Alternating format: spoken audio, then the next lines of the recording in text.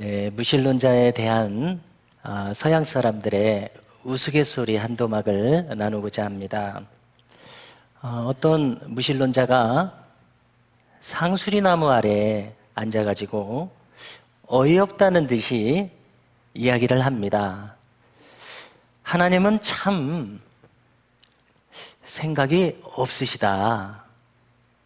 저렇게 나약한 줄기에는 큰 수박이 달리게 하시고, 이렇게 큰 상수리 나무에는 이렇게 작은 도토리 나무가 열매가 열리게 하시니 정말 생각이 부족하시다. 그런데도 사람들은 전지전능한 하나님이시라고 그렇게 높이고 있다. 이렇게 말하면서 지금 자기 나름의 잣대로 이 무신론자는 한껏 하나님을 조롱하고 있는 중입니다. 자, 이때였습니다. 이 큰 상수리 나무에서 갑자기 도토리 열매 하나가 톡 떨어져서 쭉 이렇게 떨어져서 이 무신론자의 머리를 탁 하고 맞췄습니다.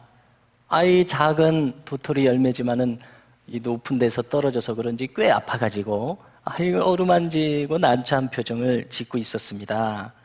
이때에 이 옆에 있었던 한 신앙인이 하는 말입니다. 이것 보게. 자네 말대로 만일 이 큰 상수리 나무에 걸맞게 수박만한 도토리 나무 열매가 열려서 지금 떨어졌다면은 자네는 어떻게 되었겠는가? 생각해보게. 하나님께서 이 세상을 창조하실 때 어련히 잘 조화되도록 창조하시지 않았겠는가? 이렇게 말했다는 이야기입니다. 자, 무신론자에 대해서는 어떠한 인상을 가지고 계십니까? 일반적으로 무신론자는 참 똑똑한 자로 자처합니다. 또 자신감이 넘치는 사람으로 나타나고요. 그래서 겁이 날 것이 없이 이 세상을 살아가는 것처럼 그렇게 자신감을 표현하는 사람들이 무신론자들입니다. 자, 그러나 우리는 이제 신앙적인 입장에서 이들을 한번 생각해 봅니다.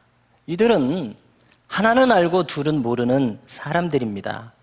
즉, 이 사람들은 이 세상이 얼마나 큰지, 그래서 인간이 모르는 것이 얼마나 많은지 이걸 생각하지 않고 있습니다. 또 인간의 이 계산이 치밀하고 정확한 것처럼 보여도 하나님의 지혜가 얼마나 무궁무진한지 그들은 전혀 모르고 있다는 사실입니다. 그러므로 이 무신론은 만용이라고 우리가 칭하게 됩니다. 만용은 뭡니까? 용기가 있는 것은 좋으나 많은 가득 차서 넘치는 것 아닙니까? 선을 넘었습니다. 우리가 선을 넘으면 참 제정신이 아니구나 이렇게 말하게 되지 않습니까? 그러므로 이건 용기가 될 수 없습니다. 생각할 수 있는 한에서 가질 때야 칭찬받을 용기지, 선을 넘어가는 것은 만용으로 추락하고 마는 겁니다. 그러므로 무신론자의 마음은 교만한 마음, 그 이상도 그 이하도 아닌 것을 알 수 있습니다. 12세기의 이탈리아의 신학자 토마스 아퀴나스를 들어보셨을 겁니다. 한번 그의 초상화를 찾아보신다면요, 그는 대두입니다. 머리가 이렇게 큰 사람으로 나타나는데요. 그래서 그런지 학자들이 말하기를 토마스 아퀴나스의 이해력이 얼마나 좋은지 그가 책을 읽었을 때에 이해하지 못하는 책이 없었다고 말할 정도로 참 탁월한 신학자입니다. 우리 교회 역사에서 손에 꼽을 만한 그런 위대한 신학자인데 그에 대한 또 다른 일화가 떠오릅니다. 한 번은 그가 이제 지긋한 나이가 돼서 신비 체험을 했습니다. 꿈이라도 꾸었는지 환상 속에라도 들어갔는지. 그래서 하나님 나라를 어느 정도 체험을 했나 봅니다. 그리고서는 그가 일평생 지은 숨마 테올로기카, 신학 대전이라고 하는 방대한 저서를 다 수레에 짊어지고 가서 저쪽 한쪽 구석에다 치웠다는 겁니다. 왜냐하면 정말 하나님을 체험하니까 이 글들은 아무것도 아니라는 것을 그가 절감했기 때문에 그랬다는 것입니다. 토마스 아퀴나스가 남긴 유명한 말을 늘 염두에 두곤 합니다. 그것은 인간은 2층 집에서 살고 있다는 겁니다.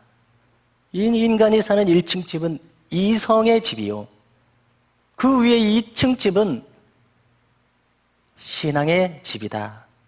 그래서 이성의 세계만 있는 것이 아니라 신앙의 세계가 있는데 어떻습니까? 아마 무신론자는 이 신앙의 세계를 모르기에 이렇게 만용을 부리는 것이 아닌가 이리 판단하게 됩니다. 그래서 아무리 똑똑한 것처럼 본인을 나타내도 우리가 신앙인의 입장에서 볼 때는 좀 사실 모자란 생각입니다. 그렇지 않습니까? 부족한 생각이 아닐 수 없습니다. 무신론자의 심리에 대한 또 다른 이야기도 있습니다. 자, 날씨가 이렇게 화창할 때는 그는 확실히 무신론자입니다. 자, 그러나 이제 비바람이 붑니다. 천둥번개가 칩니다. 그러면 이제 벌써 그의 심리는 반 정도는 신자가 된다는 겁니다. 그리고 이제 칠흑같이 어두운 밤입니다. 너무나 정처 없는 이 두려운 밤에 그는 약 75%쯤 신자가 되고 만다는 겁니다. 그리고 또 있습니다. 정말 무서운 큰 병에 걸렸을 때는 이 사람도 할 수 없이 100% 하나님을 찾는 신자가 되고 만다는 것입니다. 여러분, 이처럼 인간은 나약하기 그지없습니다. 그래서 오늘이라도 그동안 펼쳐놓은 모든 것 내려놓고 오라 하시면 다 내려놓고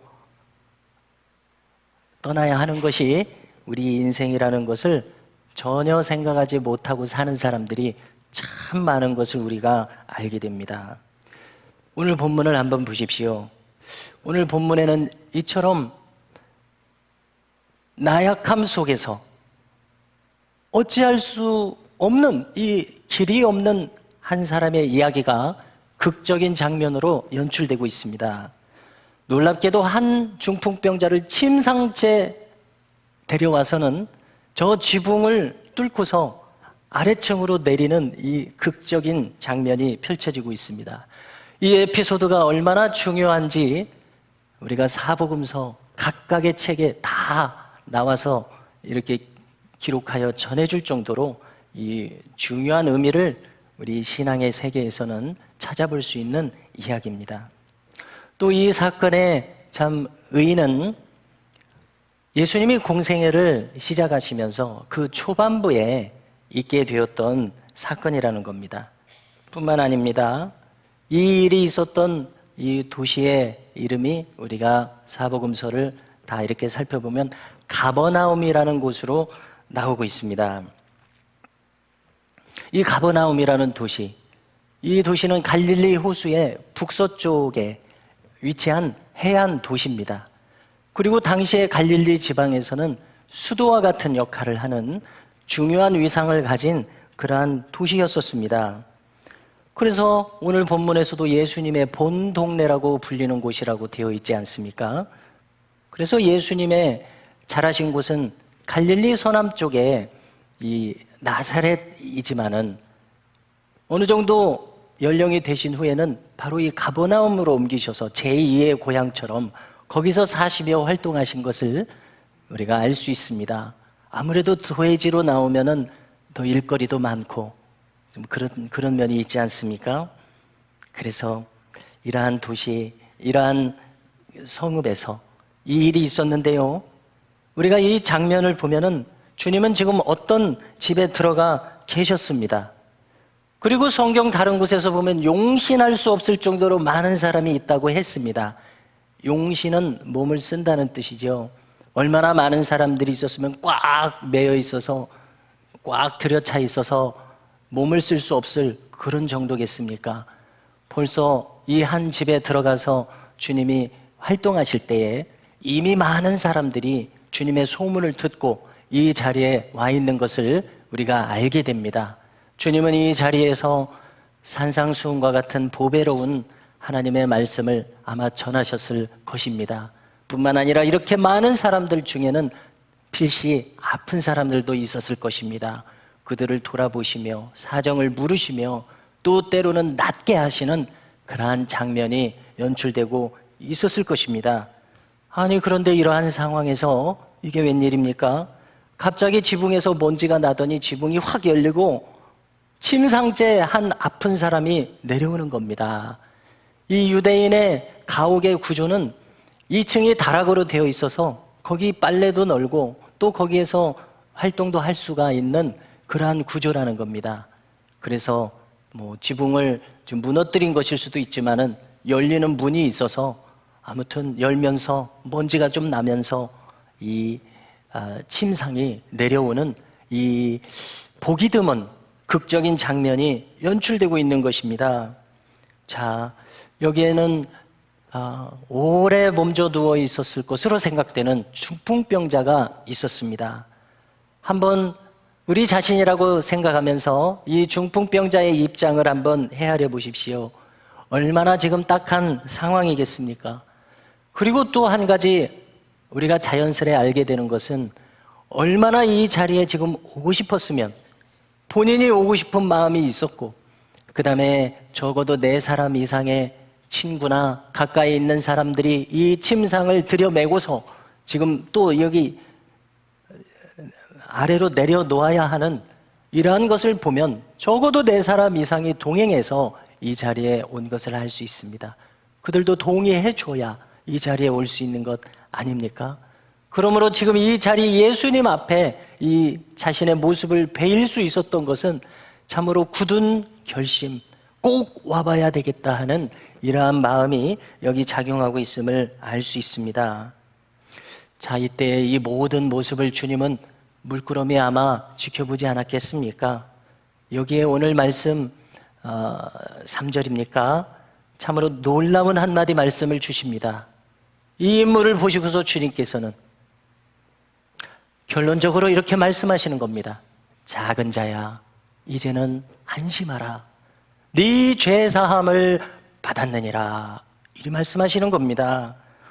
참 특별한 말씀이 아닐 수 없습니다. 우리가 성경 다른 곳에서 아픈 사람을 고치실 때는 내 병이 이제 나았느니라 라든지 제사장에게 보이라 라든지 이런 말씀을 주셨는데 이런 말씀이 아니었습니다.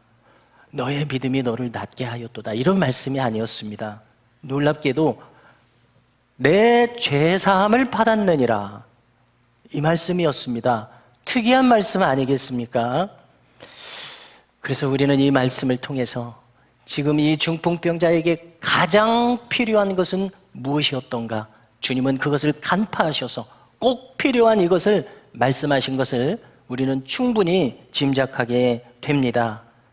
그러므로 이 하신 주님의 말씀은 그렇다면 과연 이 중풍병자는 어떠한 연유로 이러한 중병에 걸리게 되었는가? 우리로 좀 짐작이 가능하게 하는 그런 대목이 아닐 수 없습니다. 무엇인가 이 중풍병자는 과거에 하나님 앞에든 사람 앞에든 참 무거운 죄악에 빠져서 이 괴로운 중에 오늘날과 같은 이와 같은 모습을 가지게 되지 않았는가? 우리가 충분히 짐작을 하게 되는 것입니다. 이 뇌졸중과 관련해서 참고할 만한 한 의학적인 보고가 있습니다. 이 보고에 따르면은 뇌졸중이 발병한 환자들의 상당한 퍼센티지가 그가 이 뇌출혈이 발병하기 전에 1시간 전쯤에 뭔가 크게 화를 낸 적이 있더라는 이러한 분석을 이 보고에 담아서 전해주는 겁니다. 그래서 우리가 한번 생각해 봅니다. 나라고 생각하고 한번 생각해 보면은 아마 틀림없이 크게 분노할 어떤 정황이 있었을 것입니다. 아무 일도 없는데 화를 내지는 않았겠죠. 자, 그러나 여기서 한 가지가 있습니다. 자신을 다스린다는 자기 절제의 측면입니다. 자, 우리가 이 인간입니다. 또 우리가 또 신앙을 추구하고 높은 이 정신과 또 영성을 추구하는 그러한 신앙생활을 살아오고 있는 이러한 측면에서는 이 자기 절제, 이것이 이루어지지 못하고 화가 날 때마다 그 화를 발산한다면은 이것은 어딘지 지금은 자기를 통제하지 못하는 그러한 인격의 머무르고 있다. 우리는 이렇게 판단하지 않을 수 없는 것입니다. 그러므로 우리는 참 자기 절제란 성숙한 높은 인격이겠구나 다시금 절감하게 됩니다. 그렇지만 이제 이 자신을 절제하지 못하고 폭발시켰을 때 이 보고에 따르면 이것은 참 그 상황이 극한의 상황으로 갈 뿐만이 아니라 타인에게 타격을 줄 뿐만이 아니라 자기의 정신과 자신의 신체에도 타격을 줄 수 있는 그러한 일이구나 하는 것을 알게 된다는 것입니다. 아무튼 이 중풍병자도 과거에 뭔가 격하게 분출하는 어떠한 일이 있었는지 모릅니다. 감당할 수 없는 분노를 발산하지 않을 수 없는 그러한 어려운 상황이 있었는지도 모릅니다. 우리는 이 모든 상세한 상황은 알 수 없지만은 이제 주님의 말씀을 통해서 종합적으로 판단해 봅니다. 주님의 이 특별한 말씀은 그의 전부를 진단해 보실 때에 그는 병중에 누워서 지금에 이르는 동안 이 과거에 있었던 어떤 큰 일에 대한 죄책감에 그가 사로잡혀 있었음을 알게 하는 그러한 말씀이라는 사실입니다. 다시 들어보십시오. 작은 자야, 이제는 안심하라. 네 죄사함을 받았느니라. 이리 말씀하셨습니다. 여기서 이 작은 자는 헬라어로 그야말로 작은 아이라는 뜻입니다. 그래서 바꿔서 생각해 본다면은 여기 아마 중년 이상이 되었을 이분에게 뭐 아이라는 말이 가당하기나 하겠습니까? 그래서 이 말은 하나님의 자녀라는 말로 사용하신 것 같습니다. 하나님의 자녀여, 이제는 안심하라. 하나님께서 그대의 죄를 사하셨느니라. 이렇게 이 중요한 말씀을 지금 하셨다고 생각이 됩니다. 스위스의 정신분석 의학자인 이 폴 트루니에는 죄책감과 은혜라는 책을 써서 이 죄책감에 대해서 연구를 해서 알려주고 있습니다. 그는 우리 사람이 가지는 죄책감이 두 가지 종류가 있다는 것입니다. 하나는 정당한 죄책감이 있는가 하면 또 다른 하나는 부당한 죄책감도 있다는 것입니다. 정당한 죄책감이란 실제로 자신이 정말 과실을 범해서 이 충분히 있을 만한 죄책감으로서 이것을 정당한 죄책감이라고 하고요. 부당한 죄책감이란 실제로는 자신이 어떠한 어리석은 죄를 범한 일이 없습니다. 그러나 그러한 상태에서 자신을 계속 비난하는 경우입니다. 이는 심리학적으로 자신에게 해를 끼치는 그러한 좋지 못한 결과를 낳는다는 것입니다. 자, 이제 우리는 결론을 들어야 되겠습니다. 이 죄책감을 어떻게 해야 합니까? 그는 말합니다. 이 죄책감이란 도무지 인간 스스로 해결할 수 없는 것이라고 말합니다. 여기에 하나님의 은혜가 꼭 필요한 것이 죄책감인데 그 은혜를 통해서 용서를 경험하고 내면의 자유를 찾는 것이 누구에게나 필요하다 말합니다. 그러면 이 꼭 필요한 은혜란 무엇인가? 그는 설명하기를 우리가 용서를 받을 자격이 없음에도 불구하고 나에게 주어지는 하나님의 사랑, 이것이 바로 죄책감에 사로잡힌 사람에게 필요한 은혜다, 이렇게 설명을 합니다. 자, 오늘 본문을 이제 다시 보십시오. 특별한 대목 한 가지가 있습니다. 그것은 이 중풍병자가 자신의 의지를 발동해서 지금 예수님께 나왔다는 점입니다. 또한 이 친구들을 대동하고 이 자리에 나오고 있는데요, 이것을 생각하면 자신만 결심할 뿐만이 아니라 이 친구들도 꼭 이렇게 하고자 하는 이러한 마음이 일어나는 것이 필요한 것을 알 수가 있습니다. 자, 우리가 성경 다른 곳에서 회당장 야이로와 같은 사람은 지역 유지 아닙니까? 회당장이니까 지체가 높은 사람입니다. 이런 분들은 예수님을 우리 집에 오시라고 초청해서 이 어려움을 위해서 기도해 달라, 이렇게 할 수 있는 분들입니다. 그런가 하면은 백부장, 믿음이 좋다고 칭찬받은 이방인 백부장이 있지 않습니까? 그는 주님으로부터 칭찬을 받은 이유가 우리 집에 오시는 것을 감당치 못하겠습니다. 주님, 거기서 말씀만 하십시오. 그러면 저의 하인이 나을 것이라고 저는 믿습니다. 라고 하니까 예수님께서 아마 무릎이, 그런 장면은 없지만 무릎을 탁 치시면서 이스라엘 중에서도 이만한 믿음을 본 적이 없다. 내 믿음이 크도다. 메가스 피스티스, 메가톤급 믿음이다. 정말 큰 믿음이다. 이렇게 칭찬하셨는데요. 거기서 이 백부장이 하는 말을 들어보면 그는 이 식민지를 관할하는 군인 중대장급의 백부장으로서 얼마든지 큰 소리치며 예수님 오시라고 할 수 있습니다. 그러나 저는 감당하지 못하겠습니다. 저도 명을 받고 명을 하는 사람으로서 이더러 이리 가라고 하면 가고, 저도 그렇게 합니다. 명하시면 이루어지이다. 이러한 믿음을 보인 것을 크게 이렇게 칭찬받았던 겸손한 모습입니다. 이런 점에서 볼 때 오늘 이 중풍병자의 좀 여기 비추이는 사정을 보면, 중풍병에 걸려 침상에 오래도록 누운 채 이 자리까지 오려면은 이게 형편이 어려운 사람은 쉽지 않을 것입니다. 자기 혼자 움직이는 것도 쉽지 않은데 여기 여러 사람들이 이렇게 올 수 있었다는 것은 그는 아마 부유한 사람, 또 이런 친구들이 있다는 것은 좀 덕망이 있는 그러한 인물이지 않았을까, 이렇게 생각이 됩니다. 어떤 점을 우리가 주목하게 됩니까? 꼭 예수님 앞으로 나와야 되겠다는 이 마음이 여기 비추이고 있다는 것입니다. 겸손하게 예수님께 꼭 나와야 되겠다는 이 마음 말입니다. 아마 이 가버나움에는 최근에 많은 소문이 돌았을 것입니다. 예수님에 대한 소문입니다. 그러기에 이렇게 많은 사람이 운집해 있었고, 이 사람도 젊은 한 선지자가 나타나셨는데 하나님의 말씀을 그렇게 능력 있게 알려주고 전하시더라 뿐만 아니더라, 정말 그 말씀을 보증하는 능력이 나타나서 벌써 많은 사람들이 이 가버나움 이 동네에서 나았다더라, 이러한 소문을 들었을 것입니다. 이 소문을 들었을 때에 하나님의 사람이 나타났다는 점, 그리고 그 증거가 나타나고 있다는 점, 그는 여기에 주목했을 것입니다.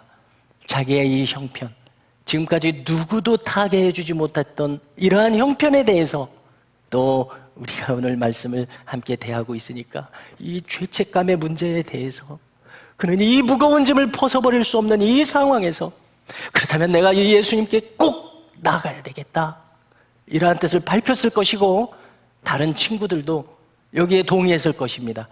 맞다, 자네 꼭 이번 기회에 예수님께 한번 나가보세. 이렇게 마음을 같이 하는 친구들, 이 덕이 있었던 것 같습니다. 그래서 이 지붕을 거두고 이 내릴 만큼 이렇게 절박하고 급박하며 간절한 마음으로 이 사람들이 움직이고 있었던 이러한 극적인 상황을 우리가 대하고 있는 것입니다. 여기서 한 가지 생각해 보십시오. 우리가 성경에서 참 특이한 장면 중에 하나는 이 이달리아대 부대를 이끄는 이방인 백부장 고넬료라고 하는 사람이 요바에 있는 베드로를 청했습니다. 그 사람이 하나님의 사람이라고 하대요. 그렇다면 그 사람을 초청해서 하나님 말씀을 들어야 되겠습니다. 이 만나는 장면에서 보면은요, 베드로는 어떻게 보면 초라한 어부의 행색이었을지 모릅니다. 그러나 백부장 고넬료는 여기 이 가이사랴는 행정군사 수도였습니다. 이 중심지에서 백부장으로 활동하고 있는 이 장래가 아주 밝은 이 백부장 고넬료, 그 권력으로 치면 하늘과 땅 차이였을 겁니다. 그런데 어떻게 베드로를 맞이합니까? 프로스퀴네오, 엎드려 절하면서. 우리 베드로가 깜짝 놀라서, 이 어찌된 일입니까? 저는 이 감당치 못합니다. 저에게 왜 이렇게 하십니까? 베드로라는 사람에게 한 것이 아니라 이가 하나님의 종임으로 마치 하나님을 영접하듯이, 프로스퀴네오는 헬라어로 예배라고 하는 말로 번역되게 되는 그 말입니다. 엎드려 절한다, 하나님을 대하듯이. 자, 이제 장면을 다시 돌아와서 이 중풍병자를 생각해 보십시오. 그는 비록 누워서 프로스퀴네오는 하지 못할지라도 지금 이 예수님을 꼭 배워야 되겠다는 이 간절한 마음, 이것을 우리는 느낄 수 있고, 예수님은 이 짧은 순간에 그의 모든 것을 간파하시고서 지금 그에게 꼭 필요한 말은 무엇입니까? 작은 자여, 이제는 안심하라. 네 죄사함을 받았느니라. 그가 꼭 들어야 할 이 말씀을 주셔서 그를 자유케 하셨다는 이야기입니다. 성도 여러분, 여기에 이 한 자리에는 바리새인들도 있었습니다. 그래서 성경 사복음서 공통적으로 나타나는 것이 저들은 수근수근 됐습니다. 아니, 도대체 자기가 누구라고 생각하는가? 이건 신성 모독이로다. 죄사함을 베풀다니 어찌 이런 일이 있을 수 있는가? 라고 우리 성경 한 곳에는 마음속으로만 생각하고 있었는데 그 표정이나 태도가 다 드러나지요 뭐. 예수님이 딱 보시고 무엇을 생각하는지 아시고서 어찌하여 너희가 악한 생각을 하느냐 물으시면서 질문하십니다. 생각해보라. 여기 이 중풍병자더러 침상을 들고 일어나 걸어가라 라고 하는 말이 어렵겠느냐? 네가 죄사함을 받았느니라 라는 말이 어렵겠느냐? 대답하라 라고 했을 때에 이 바리새인들이 어떻게 대답하겠습니까? 그러나 우리도 한번 생각해 보십시오. 이 중풍병자, 오래 병상에 있었던 분입니다. 일어나 걸어라. 이 말이 어렵습니까? 당신 죄사함을 받았습니다. 이 말이 어렵습니까?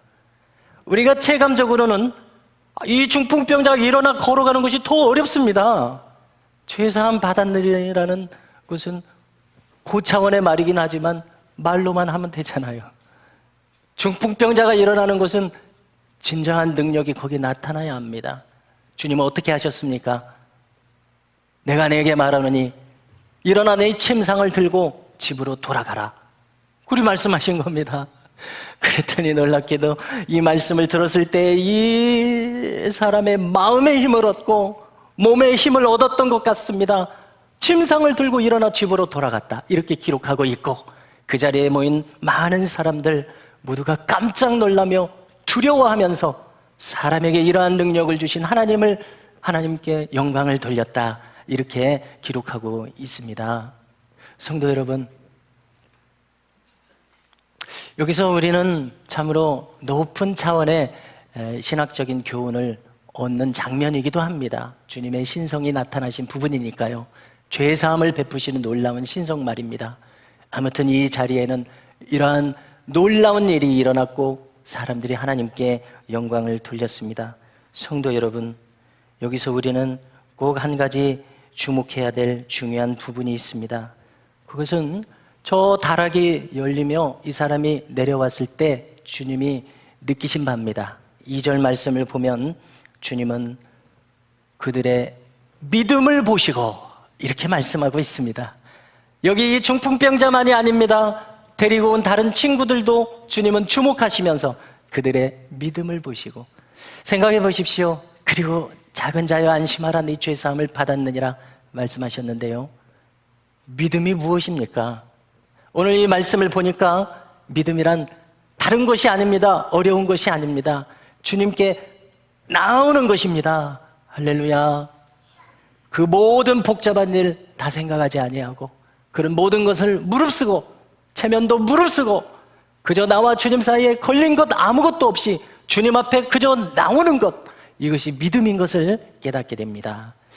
제가 이때 군대 갔다 와서 20대 중반에는 이 서울 염산교회라고 하는 한 1,500명이나 되는 우리 본당은 우리 교회보다 조금 더 큰 것 같아요. 이렇게 큰 교회에서 신앙생활을 했습니다.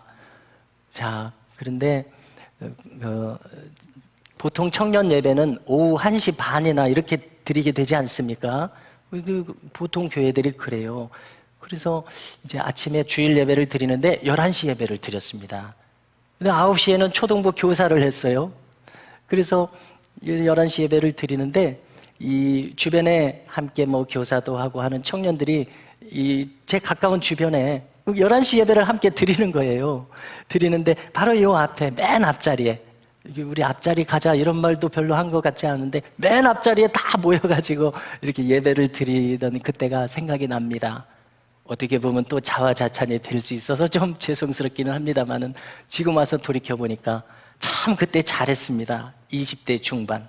자, 거기 무슨 불순한 의도가 있겠습니까? 그저 하나님 앞에 좀 가까이 나아오고 싶은 그 마음, 그 깨끗하고 단순한 마음, 이 얼마나 귀한가. 오늘 말씀을 대하면서 다시 한번 생각해 보게 됩니다. 성도 여러분, 한번 생각해 보십시오. 믿음이란 무엇입니까? 많은 복잡한 것이 있습니다. 그거 다 뒤로 물려놓고 그런 모든 것 무릅쓰고 하나님 앞에 그저 나오는 이 단순한 마음, 그래서 이 자리에 나와서 예배하는 마음, 나 혼자 마음이 궁금할 때 기도하면서 하나님을 찾는 마음, 주께 나아오는 마음, 이것이 곧 믿음인 줄로 믿습니다. 이러한 믿음을 보시고 주님이 그에게 말씀하셨던 것입니다. 작은 자여 안심하라. 그리고 그가 꼭 필요했던 한 말씀, 네 죄사함을 받았느니라. 그에게 얼마나 큰 자유가 임했겠습니까? 우리에게도 이런 순전한 믿음이 있기를 주님의 이름으로 간절히 소망합니다.